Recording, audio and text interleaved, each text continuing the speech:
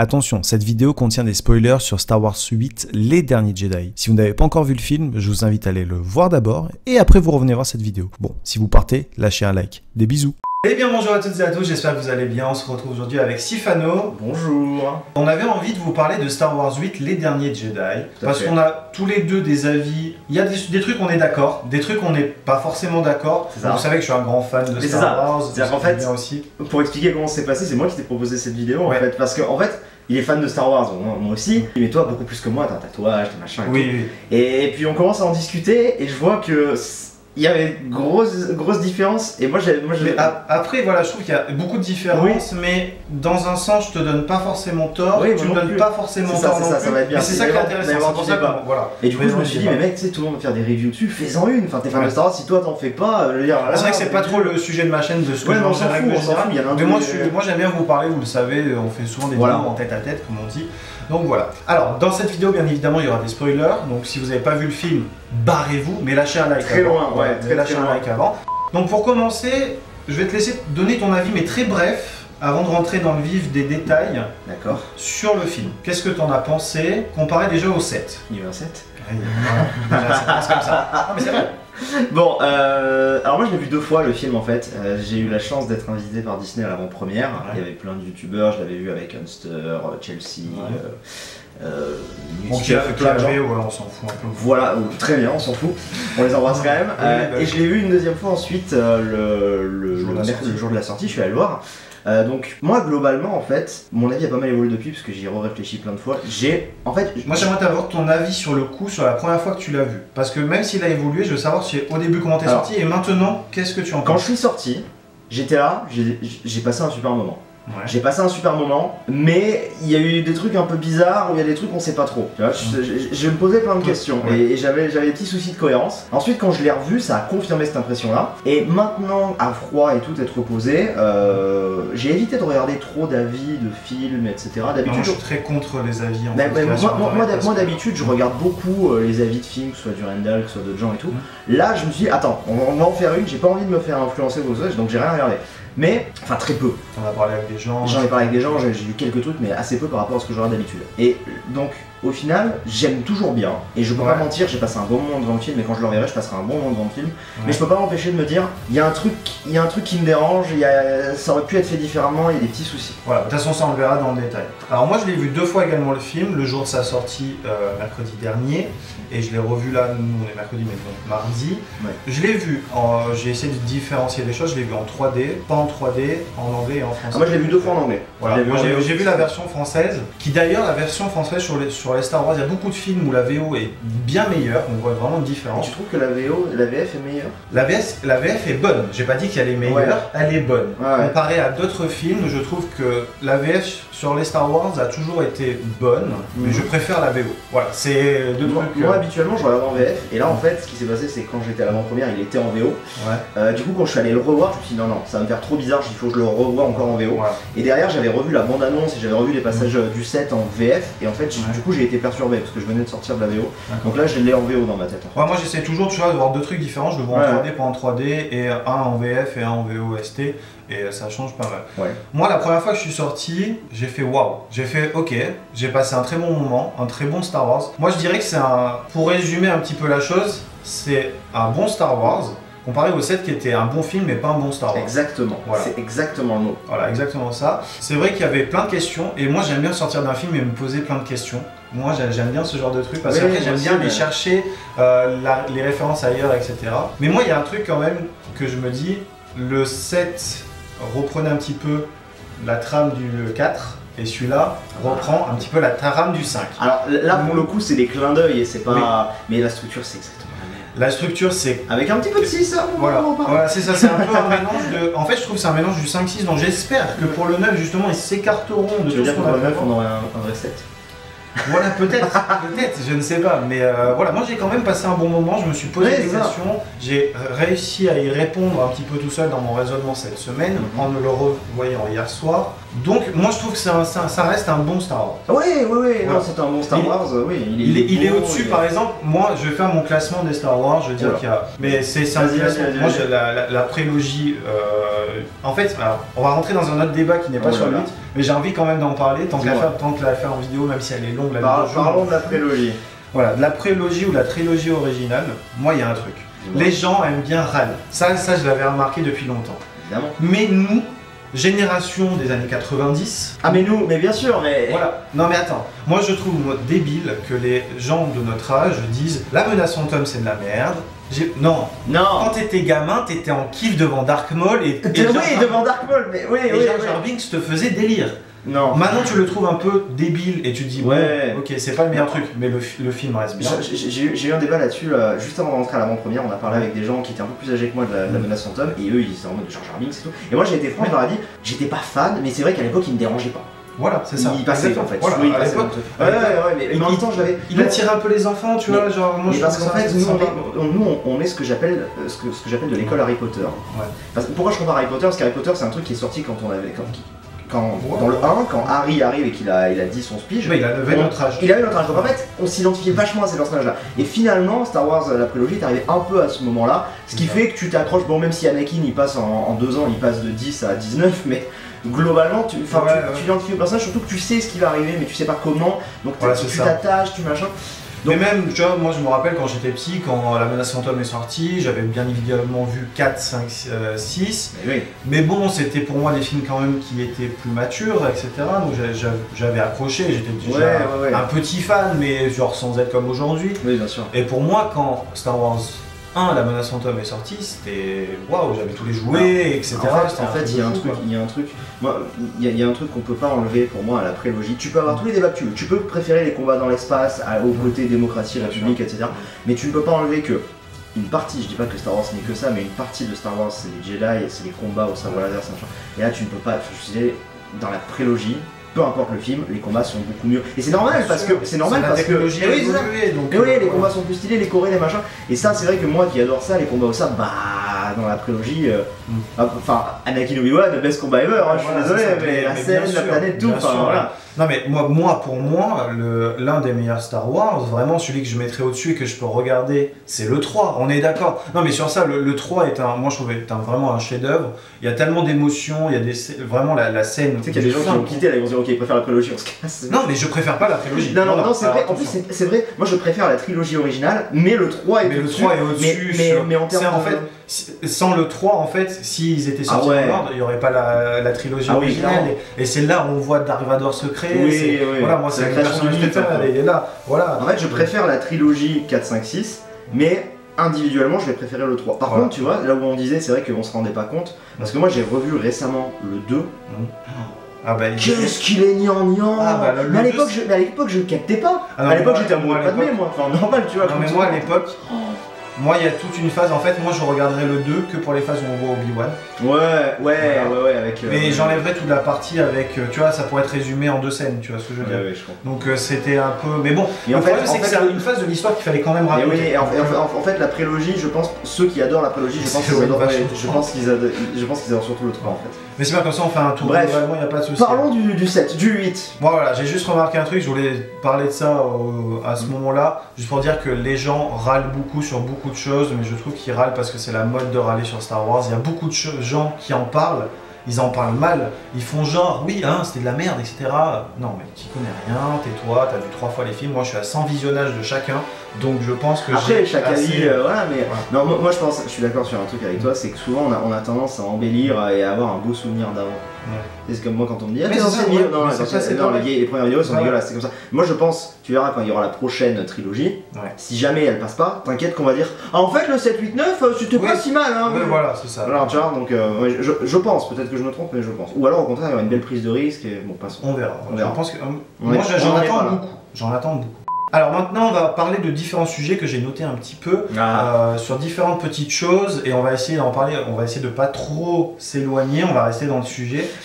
Moi je voulais d'abord parler dans un premier temps de la première scène, vraiment le combat spatial au tout début. Qu'est-ce que tu en as pensé? Est-ce qu'il t'a rentré dans le film autant que pourrait te rentrer la scène du 3 par exemple? avec Obi-Wan et Anakin. Je pensais exactement à cette scène. Voilà, autant que la scène du 3, non. En fait, alors, moi je vous dis, j'ai bien aimé le film, mais je risque de le défoncer un peu parce que j'ai bien aimé, mais moi aussi j'ai bien aimé, énormément de choses qui... Bon, alors déjà, ça c'est purement personnel, mais je le dis maintenant, le général Hux, non. Enfin, j'y arrive pas avec son mec, j'y arrive pas, je suis désolé. Non, alors, pas du tout. Je n'y arrive pas. Moi, il me fait rire en fait, il me fait pitié. Moi, pour globalement, la première scène, j'ai globalement bien aimé, même si j'ai trouvé qu'elle était déjà pas cohérente. T'as le croiseur qui arrive et en face, t'as un petit X-Wing, mais dans un X-Wing, il commence. Alors, déjà, d'où il commence à troller les gens par interphone. Et c'est le personnage de Poe en fait. On va en parler bien sûr. Du personnage de Poe. Mais genre, normalement, il te fait chier comme ça, tu le canards direct, je sais pas, ils attendent, machin. Après, la scène était stylée. Après, il apporte un message, tu vois, il est bien quand même sûr, là pour apporter un message, etc. Globalement, j'ai bien aimé. Je trouve qu'il y a un côté. On en parlera aussi plus tard, du côté un petit peu humour. Oui. Qui est apporté, je trouve, dans ces Star Wars, comme on peut le voir dans les Marvel. Moi, je fais le rapprochement parce que Marvel a été racheté aussi par Disney. Et je trouve que ça passe. Moi j'aime bien, ça me fait sourire. Il y a un sujet que je voudrais aborder, effectivement, je te le dirai après. Et moi j'ai bien aimé ce début, il m'a mis dedans. Moi j'aime bien les débuts dans l'espace de toute façon. J'ai trouvé ça peut-être un poil longué sur toute la partie bombardier, mais elle était nécessaire pour introduire ensuite plus tard le personnage de Rose. Voilà, exactement. Mais je trouve c'était pas en dessous. C'était plutôt bien.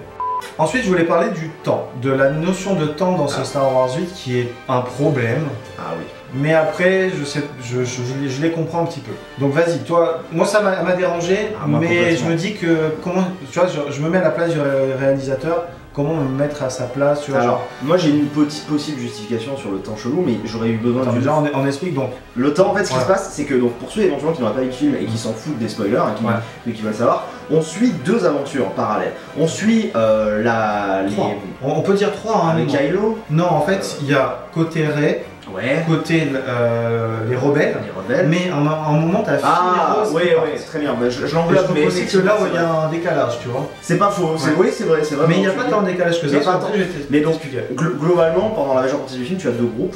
Ouais. Et en fait, ce qui se passe, c'est que d'un côté, les rebelles, ça se passe en, si je dis pas de bêtises, 18 heures, parce qu'à un moment, il leur dit qu'il leur reste 18 heures de carburant. À peu près, même un peu plus, je pense que. En globant 24 heures, même si c'est très large, on va dire une journée. Ouais. Et de l'autre côté, tu as Rey, qui est sur la planète de Luke, et qui fait plusieurs dodos, souvent Luke lui dit on verra le lendemain, machin. Alors il doit se passer 3-4 jours. Moi j'ai une réponse. Moi aussi j'en ai possiblement. En fait, vu que je l'ai revu hier soir, je me suis dit il faut que je trouve un moment où tu as l'impression qu'il y a un flashback, ou que tu regardes en arrière. Et je crois que c'est Leia qui dit, ou à un moment on lui pose la question, ah oui c'est Finn, tu sais qu'il est avec toute son eau qui sort, elle vient de se réveiller de son coma, et t'as Finn qui demande à Poe où est Rey. Et là, tu changes de scène et tu vas ailleurs. Donc là en fait tu dis un décalage de temps, parce que tu retournes en arrière, parce que on va dire que Finn était dans un sort de coma, il a mis un certain temps, donc en fait nous on arrive, on recommence plus loin là où on s'est arrêté dans le 7. Donc c'est... Je sais pas. Moi je trouve que ça m'a fait cette impression de flashback. En sortant la première fois, je me suis dit, il y a un décalage, et là j'ai remarqué pourquoi il y a un décalage. J'ai pas vu comme un flashback, moi, à la limite. C'est plus un regard en arrière. Ouais, je sais pas. Pour raconter un petit peu ce qui est arrivé. Non, l'explication que j'aurais pu en avoir éventuellement, mais bon, c'est pas dit, c'est qu'on sait pas où elle est dans la galaxie. Il peut tout à fait y avoir, tu sais, le temps qui est pas pareil, c'est comme les années-lumière, c'est comme. Ouais, peut-être aussi. Mais ça, j'aurais bien aimé une phrase du genre, je vous prends un exemple à la con, mais à un moment, Luke il lui dit on verra demain pour t'entraîner. Elle aurait pu lui dire non, machin, la flotte, enfin, moi je suis pressé, il lui dit non, mais t'inquiète, ça s'écoule pas pareil le temps ici. Bon, après, on rentre dans des détails. Elle ne sait pas ce qui se passe de l'autre côté, tu vois. Genre, ouais, bien sûr. Et ça faisait un moment, tu vois, à mon avis, entre le moment où Rey commence à parler à Luke ou à lui tendre le sabre, donc fin du 7, et ben entre la fin du 7 pour la rébellion, il s'est passé des choses. Le temps qu'elle y aille, bien sûr. Pour la rébellion, il s'est passé énormément de choses. Et après ils se retrouvent à un point du temps où ils se rejoignent, tu vois. C'est un peu bizarre. C'est vrai que c'est un peu le bordel. C'est un peu le bordel parce que c'est quand même vachement étiré. Mais je pense que le truc c'est qu'ils ont fini le 7 pour la rébellion d'un côté, le Rey qui est parti de l'autre. Et le problème c'est que pour refaire coïncider, en fait je pense que le pauvre réalisateur il a dû déjà... Alors, c'est le sujet que je voudrais aborder, avant qu'on rentre dans les détails, je voudrais qu'on aborde deux trucs.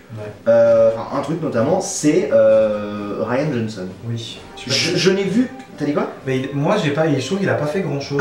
Alors pour moi, le mec en fait est bloqué à cause de ce qu'on lui a mis dans les pattes. Voilà, c'est ça. Et en fait, moi j'ai vu, mais dès le premier visionnage, ça m'a frappé.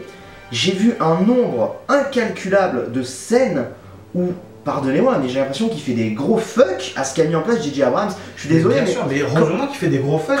Attends, J.J. Abrams termine son film sur la scène ultra gênante où elle lutte en sabre et t'as un truc en drone qui dure 2 ans, hein, tu te dis, oh mon dieu, direct, lui qui prend le sabre, il le balance, tu sais. Mais moi, pour moi, ça veut dire, mais genre, le set fuck you, ou même, j'ai envie de dire, parce que tu sais que lui, enfin, Mark Hamill, il est pas fan de ce qu'on lui fait jouer là. Tu sais, ça peut être une manière aussi de dire, tiens, ton script, tu vois. Derrière Kylo Ren, le masque qui démolit alors que c'était le truc mais tu vois ce que je veux dire, j'ai vu tellement de moments, il y en a plein comme ça. Mais tu vois, moi Kylo Ren, tu vois, pour parler de ça parce qu'il faut qu'on en parle, Kylo Ren pour moi c'était un enfant passage, un peu un adolescent qui s'énerve pour rien, etc.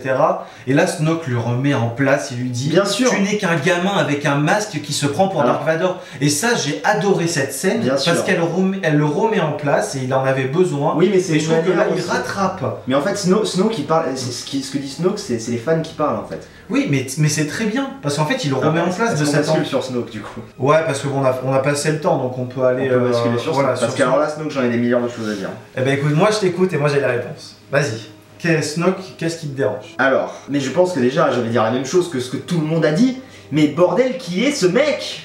Genre on ne sait pas qui est ce mec. Attends, je le termine. Déjà on ne sait pas qui est ce mec. D'où il vient, pourquoi il a des cicatrices, pourquoi il est... Tu vois déjà on sait pas qui c'est. Vu son âge, il était déjà là dans le 6, a priori. Pourquoi il était pas là? D'où il sort? Pourquoi il est aussi puissant? Parce que je suis désolé, dans ce qu'on nous montre comment il est aussi puissant, c'est Palpatine minimum. Et on nous le fait crever. Alors ça j'ai beaucoup aimé, parce que si tu le fais mourir dans le 6, bah c'est le 6 en fait. Enfin c'est pareil que le 6.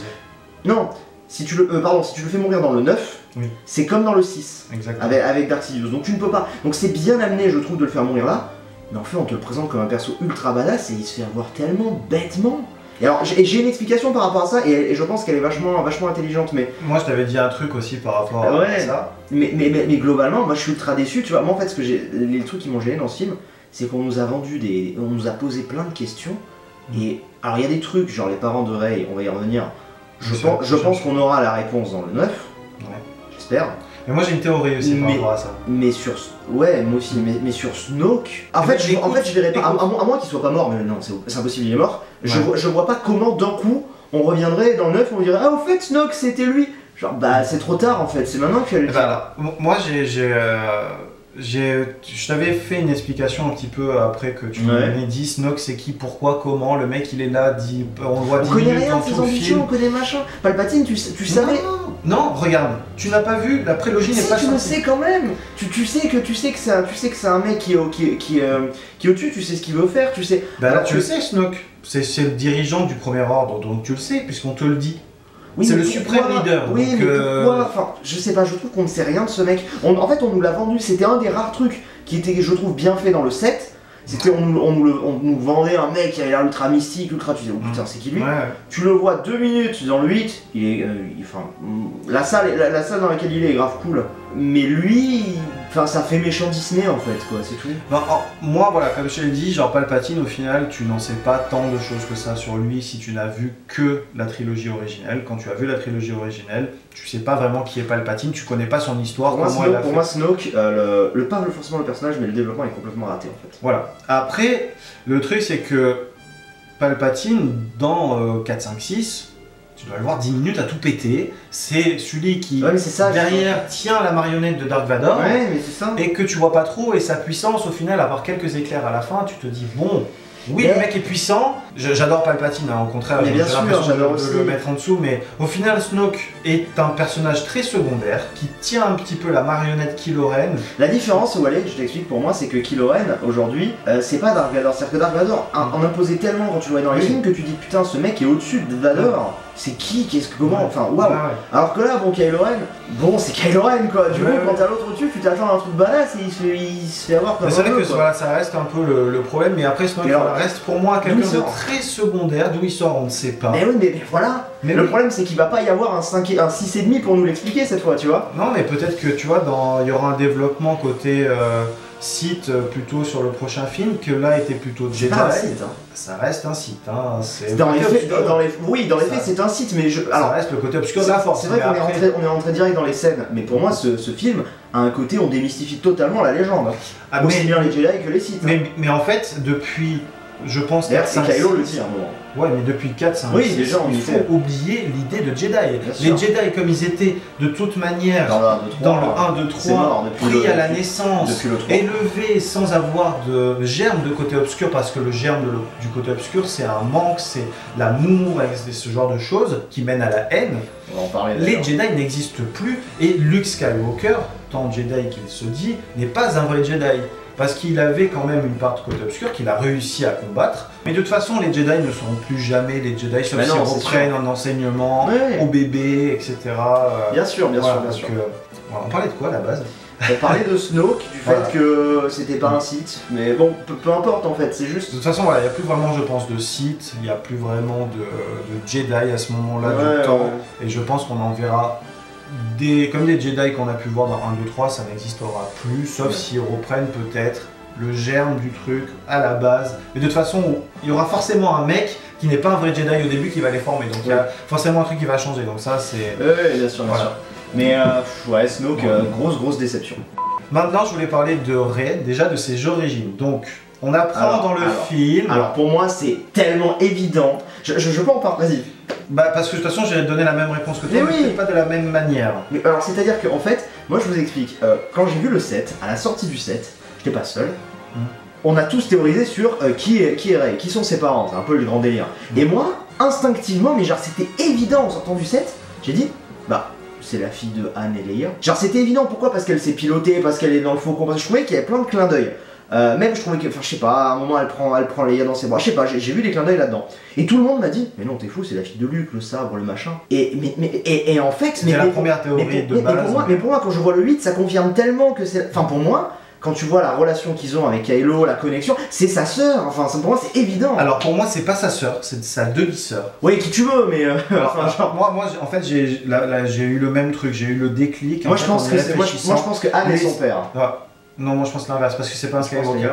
Han, c'est pas un Skywalker. Ah ouais, exact. Donc, ouais, mais ça c'est pas très grave. Ouais, enfin si, c'est... Moi le truc en fait, voilà, que quand je suis sorti la première fois, je me suis dit direct, Luke et Leia ont toujours eu une connexion par la force, après représentés d'une manière ou d'une autre dans les films précédents. Surtout d'une autre. Voilà, surtout d'une autre, qui est celle-là là pour Rey et Kylo et... assez spécial, ils peuvent carrément se voir, mais en fait ils se sentent. Alors, je pense que Snoke dit que c'est lui qui les a mis en connexion. Oui, bon, ça après, mon cul c'est du poulet, et je pense que ça, j'ai mis tout ça de côté en fait. Tout ce qui Snoke dit, oui, c'est moi qui les ai mis en connexion, pas du tout, moi je pense pas. Non, moi je sais pas, peut-être, mais après. Et pour moi, en fait, c'est une fille que Leia a eue, pas avec Han. Ouais, peut-être, je sais pas. Pour moi, c'est ça. Et du coup, elle a du sang commun avec Kylo, mais n'est pas forcément la fille de Han Solo. Peut-être, mais en tout cas, clairement, c'est un gros bullshit qu'il lui envoie Kylo. Après, mais lui, en fait, il en sait rien. En fait, lui, il a fait ça. Mais lui, il veut l'amadouer pour la tirer. Voilà, lui dit, t'es personne, t'as besoin d'une attache forte, puissante, les Jedi, ils puent la merde, viens du côté obscur, viens, on fait un truc entre nous. Tu vois, il essaye de la tirer de cette manière. Donc c'est un pur mensonge. De toute façon, il lui dit ça, j'ai fait, haha, t'as raison, mon gars, je t'ai capté de suite. Mais oui. Voilà, donc là, très clairement, je pense qu'il y a énormément de scènes où tu t'y attends. Quand il lui tend la main et qu'elle lève sa main, c'est trop... Enfin, Mais elle est attirée en fait indirectement vers cette personne qui est du coup, à mon avis, ils ont un lien de parenté, elle est attirée vers elle parce que tu disais par exemple, mais j'ai beaucoup aimé ce que tu m'avais dit sur le fait qu'elle va rejoindre le côté obscur et ça aurait été un truc incroyable. Alors en fait, voilà, là on vient pour moi, quand au tout début j'ai dit, c'est génial, ils sont pas allés assez loin. Clairement, pour moi, ils ont raté le truc, il fallait qu'elle rejoigne Kylo. Je vous explique pourquoi, parce que parce que là, quand tu termines sur le 8... moi j'ai pas été si déçu que ça, tu sais. Non, je suis pas déçu, mais on va où? Kylo ça va être le méchant, bon ok, mais tu sais pas ce qu'il va y avoir. Tu sais pas. À la fin du 5, tu sais qu'ils doivent aller chercher Han, enfin tu vois, il y a quand même l'Empire encore. Moi je me suis beaucoup intéressé, beaucoup, c'est un grand mot, mais à The Old Republic. Et à The Old Republic, il y a un personnage qui s'appelle Revan. Revan qui est à la base quelqu'un qui a commencé une petite formation de Jedi, qui est devenu Sith, c'était un Sith horrible, etc. Qui lui a rebasculé vers le côté lumineux de la Force, donc c'était plus un Jedi gris, comme on les appelait. Et si tu regardes son style, etc., il a vraiment quasiment le même masque que Kylo Ren. Oui, je sais. Donc moi je me dis c'est peut-être dans l'autre sens qu'il faudrait voir la chose et pas forcément voir toujours le côté obscur, parce qu'en fait c'est vrai que le côté obscur a été très mis en avant dans les Star Wars, je trouve. Qu'il est genre waouh, le côté obscur, ils sont très peu, ils sont puissants, etc. Donc là ça serait peut-être intéressant de voir un basculement dans l'autre sens, parce qu'on a vu que des basculements vers le côté obscur. Vador à la fin. Voilà. Vador à la fin, on revient un peu à la raison, mais il meurt, tu vois. Mais pour moi en fait, si tu veux, c'est là où je te dis, pour moi il n'y a plus vraiment de côté lumineux, de côté obscur. C'est qu'en fait, pour moi, Kylo, c'est déjà fait en fait. C'est-à-dire que, il fait un pas vers elle. En fait, c'est ça que j'ai trouvé génial dans cette scène, c'est qu'il fait un pas vers elle pour ses propres intérêts, on est 100% d'accord, mais il le fait, ce pas vers elle. Il fait ce pas vers elle. Enfin, je veux dire, il aurait tout à fait pu la buter et en même temps buter Snoke. Je sais pas, tu vois. Il a besoin. Dire, tu veux pas me rejoindre, je il a besoin d'elle. Ouais, je sais pas. Mais il fait un pas vers elle, et moi à ce moment-là, quand il fait le pas vers elle et qu'il tue Snoke, j'étais là, je me disais, mais c'est pas possible. Enfin, il peut pas la rejoindre. Moi j'étais pas à la limite partisan d'une théorie où ça s'inverse, tu vois. Mais bon. Moi j'aurais hâte de voir la suite. Et moi j'aurais trouvé ça génial qu'elle le rejoigne, parce que ça aurait voulu dire que tu termines ce 8 sur le peu de rebelles qui restent contre 2 Jedi, et nous on n'a plus personne, mais genre on est grave dans la merde en fait, et comment on va s'en sortir? J'aurais trouvé ça génial, et pour moi tu peux pas faire ça dans le 9, c'est trop tard, tu peux la faire basculer puis qu'elle revienne, mais genre. Ça serait un peu rapide pour moi, c'était maintenant qu'il fallait faire ça. Et le problème, alors je pense personnellement, le problème c'est qu'on est dans un film Disney aujourd'hui, et que dans Disney, encore plus Rey qui est ultra vendeuse auprès des petites filles, tu ne peux pas. Si, clairement. Il y a l'été, on peut pas aimer l'été. Oui, mais justement, tu ne peux pas aujourd'hui faire basculer l'héroïne. Parce que c'est l'héroïne et on est Disney, tout le monde il est beau, il est gentil quoi, et à la fin ça va bien se finir. Et c'est dommage. Et ça m'étonnerait même pas que Kylo il meure pas. Hein.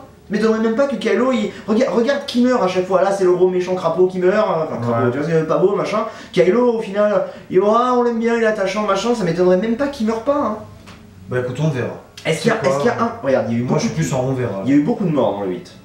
Mais cite-moi. Pas un personnage important. Voilà, mais pourquoi Alors Anne, mais bon, Anne et Luke, mais c'est... Anne est mort dans le 7, Luke n'est pas vraiment mort, il est parti en paix. Mais ça c'est normal, ça c'est normal. Était parti. Oui, c'est ça. Tu vois, mais pour moi c'est normal ça, ils doivent laisser place à la nouvelle génération, ça c'est obligé. Ouais, mais moi je trouve que... Mais déjà, on va en reparler après, de Leia. Genre, qu'est-ce qu'elle fout encore là en fait pour moi? Alors, moi j'ai une théorie sur Leia, mais bien sûr. Moi je trouve que... on en parlera après de Leia, on est vraiment pas... On va pas rentrer dans le sujet maintenant. On en parle après parce que là il faut... Ouais. Bon bref, on a fait le tour, je pense. Ouais. Je voulais parler de Kylo Ren, on en a déjà un petit peu parlé. Le fait que déjà il se fait remettre en place, etc. Et je trouve que là, moi je trouve qu'il commence à prendre une bonne part à la fin, toute fin. Je trouve qu'il est toujours dans son... Il a une personnalité qui est bien à lui, je trouve, et c'est bien parce qu'on se raccroche pas à Dark Vador, on se raccroche pas à un autre site. Il est spécial, il est lui-même. Pour moi, Kylo Ren, dans le 7, j'étais très déçu. Et là aujourd'hui, avec Luke, pour moi c'est le meilleur personnage de ce film. Luke. Ah ouais, moi j'ai adoré Luke. Mais j'ai adoré Kylo Ren parce que en fait dans le 7, je trouvais que c'était vraiment l'enfant pourri gâté. Alors que là, il a encore ses crises, mais sauf que là, je trouve qu'elles sont plus profondes. Moi je sens un énervement. Bien sûr, en fait, dans la scène sur la planète de sel, quand il y a Luke et qui demande à tous les vaisseaux de tirer dessus. Très bonne référence à Hoth. Oui, sans en être un. La grotte de cristal, l'orange, elle était magnifique. Tu la vois 2 secondes, elle est géniale. Mais pour moi, tu vois, si tu veux, en fait, j'ai énormément aimé. Même s'ils en font une scène d'humour, parce que derrière Hugs, quand il a fini de tirer, il fait t'es sûr que tu l'as vu? Enfin bref, mais bon, c'est Hugs, ta gueule, va mourir. Mais alors, moi, les deux, je trouve que l'alliance des deux, un qui est très vénère, l'autre qui est. Il fait son vénère, mais au final, il se fait toujours remettre en place. Là, il lui a mis un coup, l'autre qui fait. Moi, j'ai adoré cette scène. Il le pousse et l'autre devant, c'est parti. Moi, je trouvais ça très drôle. Moi, j'adore ce genre d'humour, tu vois, qui est pas vraiment l'humour, mais au final, ça te fait rire. Bien sûr. Ça, c'est bon, ça. Mais tu vois, genre, on l'avait tout le temps vu énervé, à péter ses crises et tout, mais là, par exemple, je pense que c'est sa plus grosse crise depuis le début, quand il tire sur Luke. Mais sauf que là, moi j'étais dans le film et moi, enfin, tout le monde était en mode, mais c'est bon, calme, il est mort. mais moi je suis Kylo, mais je fais ça encore fois 1000. Enfin, j'ai tellement la haine contre ce oui, parce que là on a ressenti la haine. Du point de vue de Kylo, tu détestes Luke et c'est tellement justifié. Moi je trouve ça poignant, même je trouve que là il joue bien. Tu te dis mais là à ce moment-là, oui c'est normal que tu pètes un câble. Tu vois le mec qui t'a brisé, enfin c'est bute-le, genre c'est normal. Enfin je sais pas. Mais j'ai ressenti la haine et ça, c'est ce que j'aime ressentir dans un personnage du côté obscur un petit peu. Là on sentait vraiment, tu vois. Bien sûr. Ouais, donc moi je trouve qu'il a pris tout son sens dans ce film, alors que dans le 7 il était... Il y a encore des petits moments, voilà, mais en fait c'est pas pour moi, c'est pas le meilleur personnage. On sent que c'est pas le meilleur personnage du film, c'est pas le meilleur personnage du film, Kylo pour moi, mais par contre c'est clairement celui qui a eu peut-être le meilleur, pas le meilleur développement, parce que j'ai beaucoup aimé Luke, mais qui a le plus évolué dans le film. On va parler de Finn et de Rose maintenant. D'abord Finn, moi c'est le personnage qui sert à rien. Exactement. Très clairement, bon ok, un petit peu dans le set parce que c'est le Stormtrooper qui... Non mais après ça monte. Mais sauf qu'en fait c'est un running gag, c'est à chaque fois il dit oui je passais la serpillière là-bas, je passais le bailli là-bas, je connais, et puis au final quand il y va c'est jamais lui qui fait jamais rien. Il fait rien avancer. Mais en fait il y avait un truc sur ce mec, quand il arrive dans le set, il est assez... Enfin je trouve que c'est plutôt intéressant. Mais là il ne sert à rien. C'est-à-dire que là ils l'ont fait vraiment passer pour un personnage secondaire, et on va ellipser très rapidement, mais toute la partie sur Canto Bay... Mais ça sert à rien parce que... Ça ne sert à rien, ça ne sert à rien. Donc voilà, moi j'ai pas envie d'en parler, ça ne sert à rien. Pourquoi Holdo elle dit pas tout simplement, enfin j'imagine tout le monde l'a dit, mais pourquoi elle dit pas tout simplement son plan dès le début? On gagnerait un temps fou, et peut-être qu'on développerait plus Rey par exemple, enfin de toute façon. Ça c'est assez bizarre. Et Rose moi je la trouve plutôt attachante. Le problème c'est que Rose on te la vend dès le début du film, enfin dès qu'on la voit, comme la fille qui va pouvoir à un moment, ouais si tu m'amènes là-bas je pourrais casser leur truc. Au final non, donc en fait tu ne sers à rien à part sauver Finn à la fin. Et pourquoi tu sauves Finn? Parce que, enfin je suis désolé mais ça aurait été... Pour le coup là j'étais en mode, et il va vraiment se sacrifier. J'ai dit tiens une prise de risque, un truc, j'ai dit c'est cool. Moi je trouve que s'ils avaient laissé Rose qui n'y arrive pas, ou tu sais qu'elle arrive mais passe derrière, du coup elle voit son... un peu chéri, parce que bon, il y a un petit attachement qui commence on serait rentré dans le canon.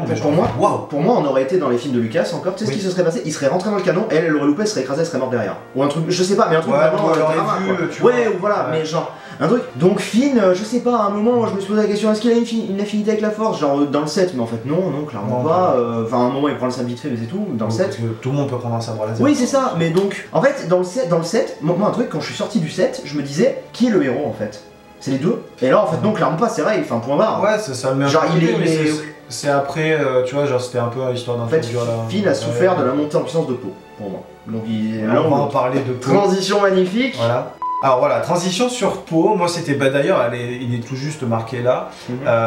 Moi j'adore vraiment le personnage de Poe. Je trouve que c'est le bon mélange entre Luke et Han. C'est ça. C'est ça, la personnalité de Luke pilote, vraiment. Ouais, avec le casse-cou et un peu le rebelle de Han. Ouais, mais pour avant qu'il soit, moi j'aime bien, oui, je suis d'accord, j'aime bien Poe. Après, c'est ça quoi, c'est un peu un recompage de ce qu'on avait avant, je trouve. Ouais, moi j'aime bien, après il a vraiment sa personnalité. Non, mais je trouve qu'il, oui, bien sûr, je trouve qu'il fait le taf. Il fait très bien le taf. Il me gêne pas, mais en fait, tu sais, j'ai un peu l'impression d'avoir comme d'hab encore le Jedi, le pilote, le... Ouais, non, après le coup du Jedi, le pilote, Luke était le pilote, après il est devenu le Jedi, tu vois. Oui. Non mais Han avait le côté un peu, tu sais, le pilote du groupe, quoi, on va dire. C'était un peu le rebelle et tout. Lui aussi il a ce côté un peu rebelle qui contredit un peu les ordres, etc.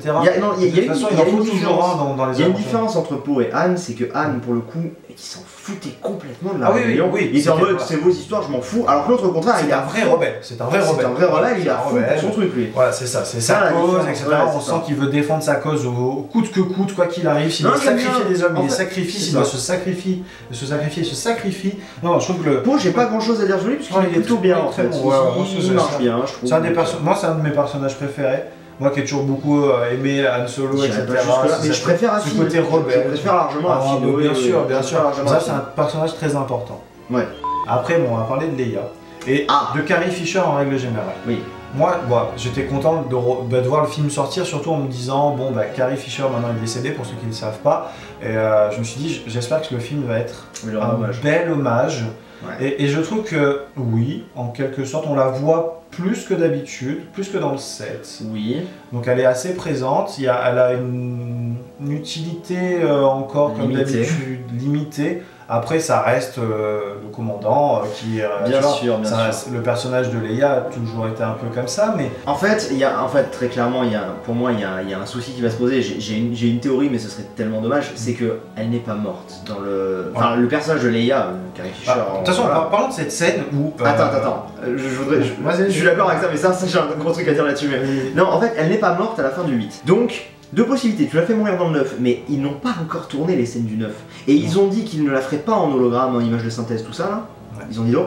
Donc en fait pour moi il n'y a qu'une seule... Soit il fallait la faire mourir dans le 8, dignement, soit, vu comment... En fait pour moi, j'ai une théorie sur le 9, c'est que vu comment se termine le 8, en mode bon bah on sait pas trop où on va finalement. Et en plus avec le gamin à la fin, tu l'as vu cette fois le gamin avec son balai. Oui. Bon, à la fin... On en parle, c'est la dernière scène où en gros tu vois un gamin qui sort, qui était sur Cantobite, il sort et il attrape le balai avec la force.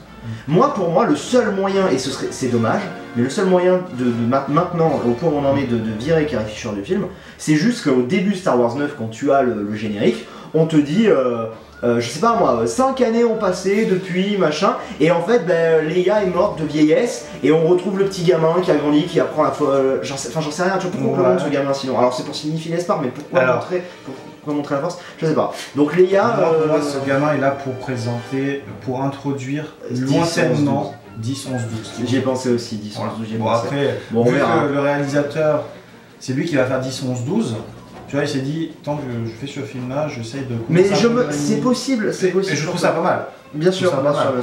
Donc Leia, le problème c'est que moi je peux plus la faire mourir, donc... moi je trouve que, la scène, la scène où elle est dans l'espace en train de mourir... Ça a été le pire truc du film pour moi. Ils auraient pu faire quelque chose de bien.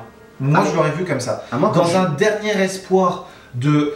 Tu sais, comme elle utilise sa force et elle a sa force au dernier moment, tu sais, son instinct de survie se réveille et elle utilise la force pour retourner jusqu'au truc, mais moi je l'aurais bien vu arriver et genre lâcher, tu vois, genre.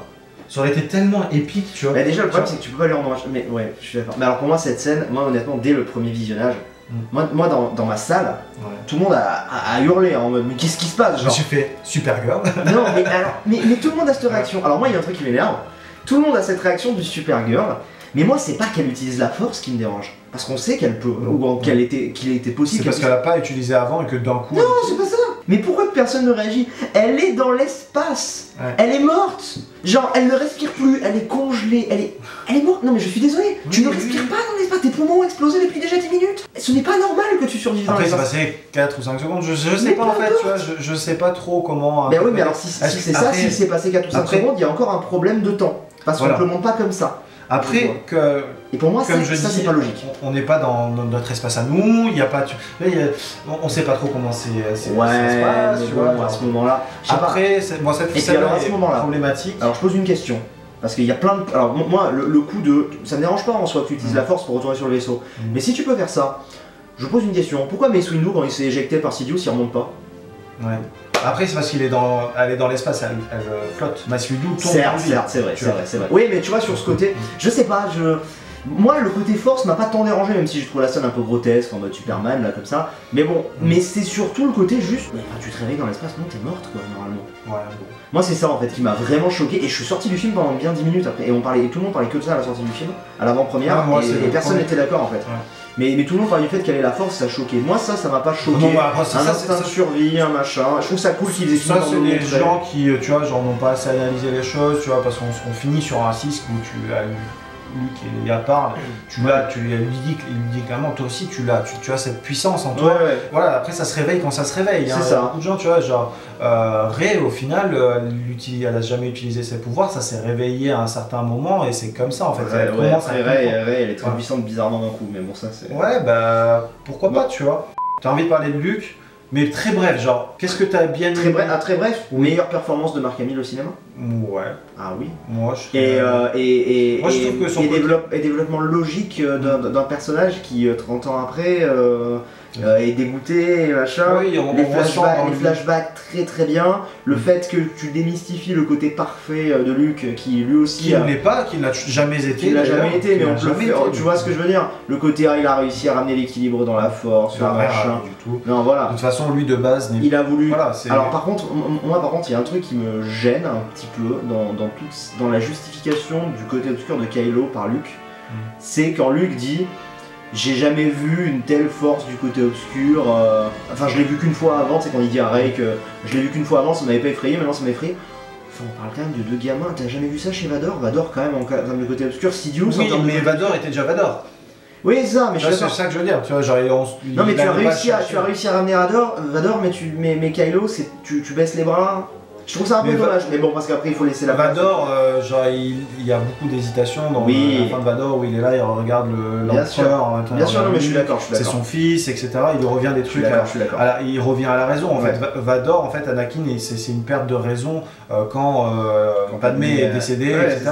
Il pense même plus à ses enfants ou quoi. Tu vois, je pense que dans 4, 5, 6, il sait même pas qu'il a des enfants, tu vois. Il le sait, mais tu vois, il lui dit je suis ton père, tu vois, mais c'est ça. C'est pas pour. Il n'y a pas d'attachement, et au fur et à mesure revient l'attachement, tu vois. Et donc voilà, moi Luke, je le trouve très très bien. Je trouve la scène finale lui rend hommage à merveille. J'ai beaucoup aimé cette projection. J'ai adoré en plus le décor, le ciel rouge et tout. Mais toute la fin, moi je trouve la fin du film excellente. Ouais, j'ai adoré. Il y a des trucs qui m'ont gêné. Entre le fait de Kilo, le fait qu'il soit là, et le combat, l'affrontement. Toute la scène sur la planète du sel est très bien, je trouve. C'est super. Mais voilà, donc Luke, moi, non, j'ai adoré. Et au contraire, je sais qu'il y a beaucoup de gens qui n'ont pas aimé ce côté un peu râleur. Moi je trouve que c'est un papier râleur, mais je trouve que le personnage va tellement bien en fait. C'est normal. J'ai vu comment il est vieux, Mark Hamill et tout, je le trouve. Il a bien le personnage du papier râleur. C'est bien la preuve Jedi. C'est bien la preuve que les jeunes acteurs dans les Star Wars, ça passe moyen. Ouais, mais bon, c'est. Parce que personnellement, j'ai jamais été un. J'adore l'univers Star Wars, mais j'ai jamais été non. Enfin, Luke, j'aime bien, mais je trouvais que. Je sais pas, j'ai jamais été. C'était pas le meilleur jeu d'acteur du monde, j'ai trouvé. Hayden Christensen, pareil. Kylo, finalement, c'est un peu pareil. Il y a que.